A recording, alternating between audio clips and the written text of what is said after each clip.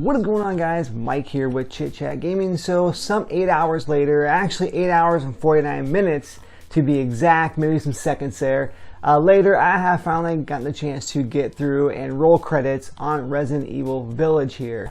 And yes, it took me some time. It came out a little over a week ago, but of course, with jobs and work, or with work I meant, and with with family and such and so forth, I haven't had a chance to actually sit down and play it completely through. I've been picking apart the story little by little throughout the week, but this past weekend I finally got a chance to sit down and get into it and finish the game. And I want to go ahead and talk about that here today. This is going to be, first of all, completely spoiler free. I'm not going to, show any kind of footage or anything. I'll show some footage of like the trailer and such as well here too. That way there's some B-roll, over the actual video here, not just me talking. But I'm not going to do any kind of spoilers or anything. I just want to kind of give you my general thoughts on the game here. So I did pick up the game up here on PlayStation 5, which of course I did an unboxing here recently. I got the Steelbook edition too, or with the game itself. But again, I want to go ahead and just kind of talk about what my general thoughts are here, because to me, I want to let you guys know, whether or not this game is worth picking up or not. And the answer to that question, for me is going to be hell yes. It is a great game.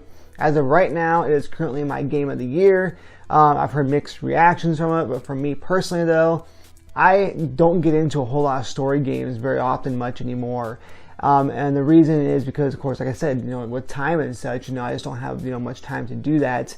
I think, like Zelda and like Super Mario Odyssey and such, games like that I've obviously gotten into. But, and like I said, I do play some story games. I never really got into a game in quite some time like I got into Resident Evil here, Village. Now, I did play the demos of the game and I actually enjoyed them.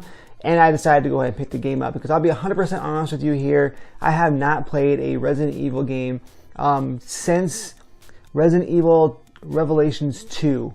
And that game was actually a lot of fun. I loved that one. But I actually have not played a game since then. I didn't play the Resident Evil 2 remake. I didn't play the Resident Evil 3 remake. And nothing along those lines. I didn't play Resident Evil 7. So thank God for the beginning of this kind of explaining what happened. But so the game picks up from Resident Evil 7.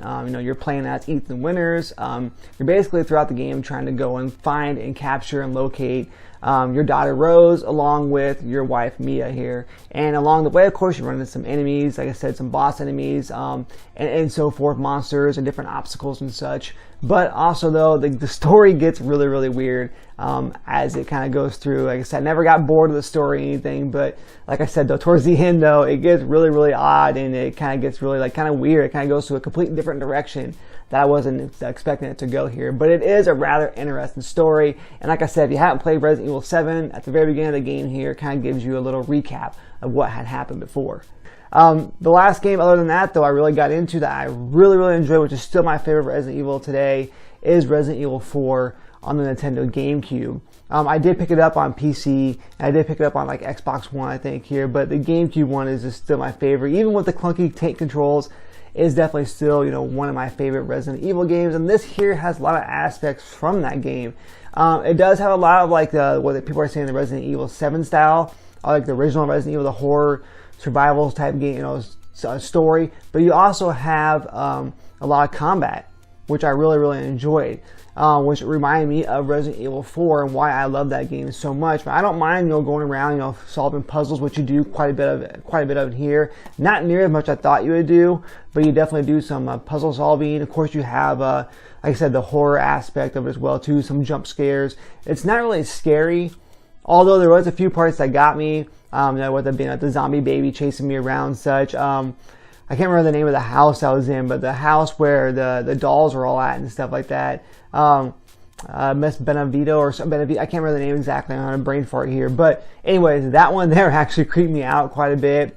There were some jump scares here and there with stuff falling and so forth, and different monsters and stuff and so forth coming out and kind of popping up. But it didn't really scare me. But again, though, there was some suspenseful, tense moments throughout the game. But again, though, Resident Evil 4, though, I had a lot of that as well too, but it also had a lot of combat, which I really enjoyed here.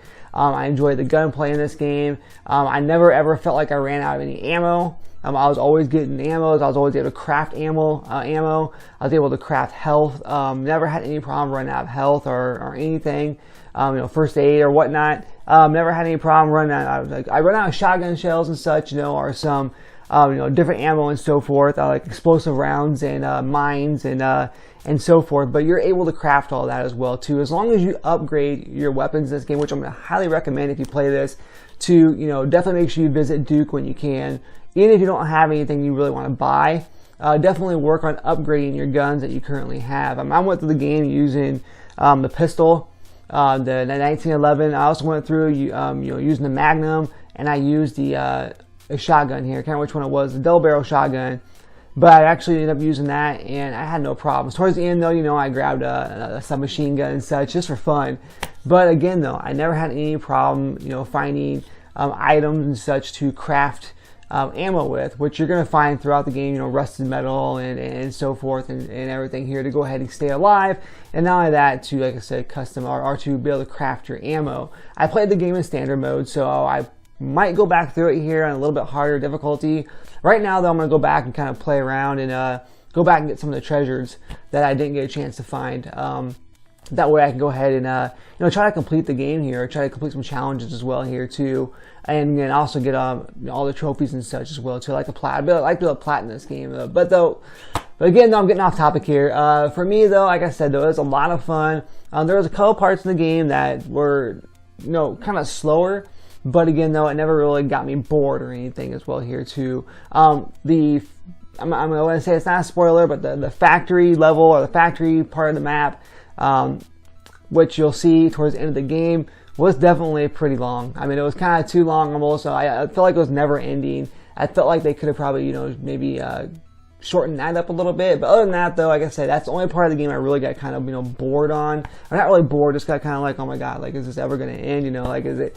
And again, I didn't want the story to end. I just wanted that freaking area of the map to end. It seemed like it drug on and on and on forever, like never-ending factory. But again, though, playing on the PlayStation 5, though, no problems whatsoever. The game looked great. It ran fantastic. The DualSense controller gave off that 3D sound. Even when you're going through your inventory and such, you can hear like a little clicking. You can feel it too. But you can hear like a little clicking and going through the inventory. I thought that was really, really neat here. But it took very, very, good, a very, very great advantage, anyways, of the haptic feedback to a degree. Even like trying to like aim down or ADS the shotgun. You can definitely tell the difference between that and shooting with the pistol. If you're trying to ADS with the pistol, it was pretty easy to do, but with the shotgun, you did have some resistance and such, which is kind of cool.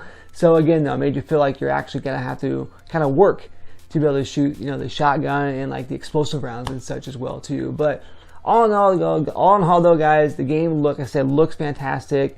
I did play it with the ray tracing on, so according to Digital Foundry, I should be getting around 60 frames per second here. So I may go back, run through it again with the ray tracing off, and that way I can get the full 60 frames per second.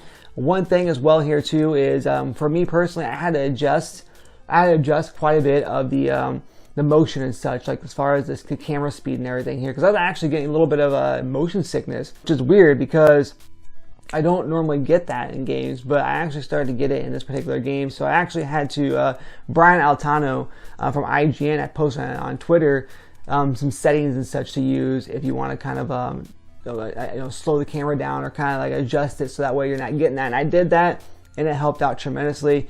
Plus, I was sitting pretty close to a 65-inch TV here, 4K TV, so I had to scoot back quite a bit here. I wasn't playing on a monitor or anything. And I went ahead and did that, and everything was good to go. But other than that, though, guys, should you pick this game up? Absolutely. It is a lot of fun. Like I said, it took about 8 hours and 49 minutes for me. You probably can get through it faster or longer if you go and find all the treasures and do all the challenges and such as well, too. It'll probably take you longer. I could probably say maybe like 11 hours or so. But for me, though, 8 hours and 49 minutes was perfect timing here. Make sure you you hang out for the credits and everything. Don't just turn the game off because there is some end-game credit footage, a cutscene and such, which is great, by the way, which kind of leads you into what's coming next with the Resident Evil franchise here, most likely anyway. So, one of the biggest complaints I had about the game, though, was probably going to be the voice acting, and not so much of anybody else other than Ethan Winters. I felt like I might have gotten into the game a little bit more here. Like I said, I love the game. This is not really a huge issue or anything, but the voice acting with Ethan Winters was kind of very, very bland and very, very generic. And you know, and so forth throughout the game, especially towards the end when you're wanting to feel that emotion and everything here as well too. Chris, the guy who played Chris, you know, Mia and everybody else, they did all the villains and everything. They did a pretty damn good job. It was just the Ethan Winters character that you play throughout most of the game that kind of felt really dull and came off very, very bland and dull and very, very monotone and such as well too. Again, that was probably my biggest complaint, is there's some definitely cringy parts throughout the game. Some parts I didn't even notice, but there was a few different areas and a few different parts in the cutscenes and such that I really, really noticed that, and it didn't come off like I thought that it should anyways. Again, the story was great, the combat was great, the suspense was great, the horror was great to a degree. Again, though, there wasn't really no disgusting parts or anything, but there was some parts, like I said, where it made me jump and it made me kind of back off, and I was really, really suspensed and you know, like I said, stressed out here. There's a couple parts in there where I was probably yelling and such. I'm sure my family could hear that and everything as well too, because they came running in asking what was going on. I was just like, I had to pause the game for a second because I was like, all right, I got to figure out this part of the game because I got to get out of here. So again, though, guys, make sure you check it out here. Let me know down below in the comment section what you guys thought of the game, if you had a chance to play it, and what console you played it on here. I'm curious to see how it runs on, you know, the base, you know, Xbox One and PlayStation 4. Another thing too, though, let me know down below here. I'm actually looking to possibly get into Mass Effect. I've never played Mass Effect. Okay, I lied. I actually have Mass Effect Andromeda over there for the PC. I bought it like at Walmart for like $5 when it was on sale, the disc version of the game, the CD-ROM version of the game.